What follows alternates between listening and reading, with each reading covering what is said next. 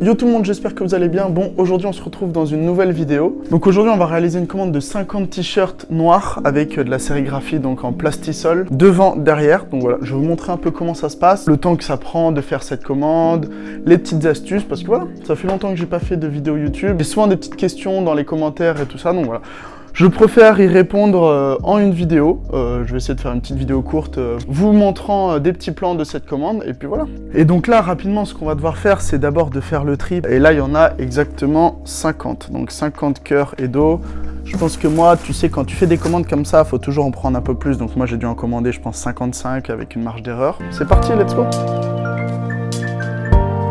Bon, ça y est, j'ai fait le tri des t-shirts, donc là il y a les 50 pour faire la commande. Et ensuite, bon, je ne vous l'ai pas montré en vidéo, mais j'ai allumé le flash intermédiaire qui permet de cuire l'encre entre les deux passages. Là, ce que c'est en train de faire, c'est que c'est en train de chauffer les palettes. Moi, je préfère travailler avec des palettes chaudes. Par exemple, celle-ci, elle est déjà chaude, parce qu'en fait, ça vient réchauffer la colle qui est déjà présente sur les palettes, et ensuite, tu as juste à en remettre un petit peu, et comme ça, ton textile, il est bien fixé. Et t'as pas de problème que ça se décolle, qu'il y ait un décalage et tout ça, parce que c'est vrai que moi dans les commentaires j'ai souvent aussi cette question de comment tu fais pour que ce soit exactement au même endroit. Il y a plein de solutions, mais une des solutions principales, c'est vrai que c'est le fait de bien avoir de la colle pour que ton textile il ne bouge pas entre les deux couches. Donc là on attend rapidement que toutes ces palettes soient chaudes. Et moi en attendant, j'ai préparé le blanc. La difficulté avec le blanc, c'est que souvent c'est une encre qui est vachement dure par rapport au noir ou au bleu par exemple. Il faut bien la liquéfier afin de la rendre bien, justement bien liquide. Et donc pour ça, c'est logique, hein, mais il faut vraiment bien mélanger à fond. Là j'ai qu'une main, donc c'est un peu compliqué. Et ensuite tu mets un petit peu de solvant.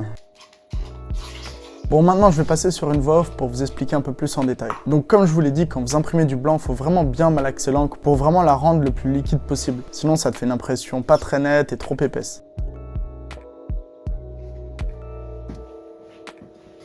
Et après, là, je suis juste en train de changer la racque pour l'utiliser sur le logo et on passe à l'étape de la colle.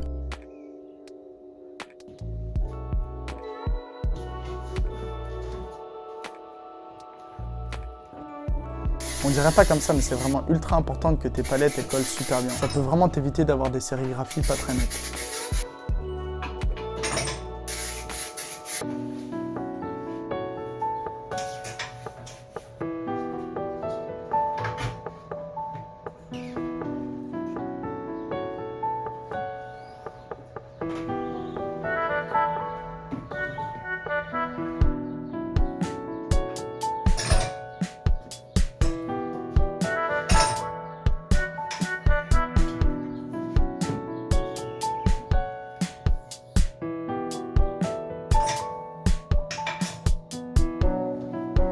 Ça y est, j'ai fini mes tests. On va commencer la production et maintenant je vais vous mettre différents angles pour bien comprendre les mouvements et la pression.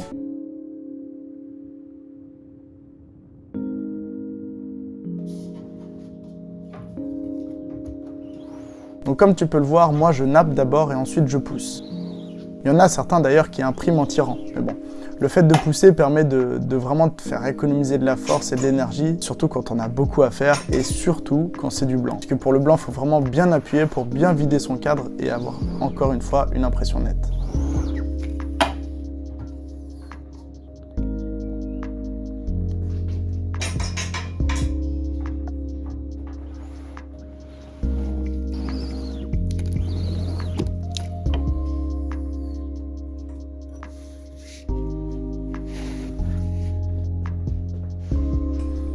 Et une fois que tout est bon, on passe au logo de devant.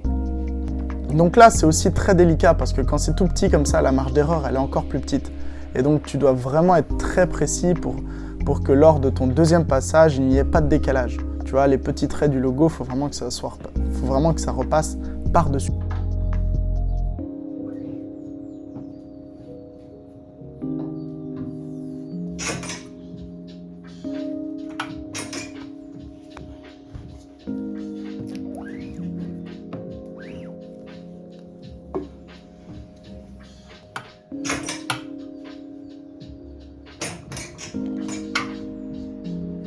Et bon, bien évidemment, ça passe aussi pour rester propre. Bon, les gars, vraiment vérifiez vos doigts très régulièrement pour éviter de tacher des vêtements. Parce que ça arrive très régulièrement de se tacher les doigts.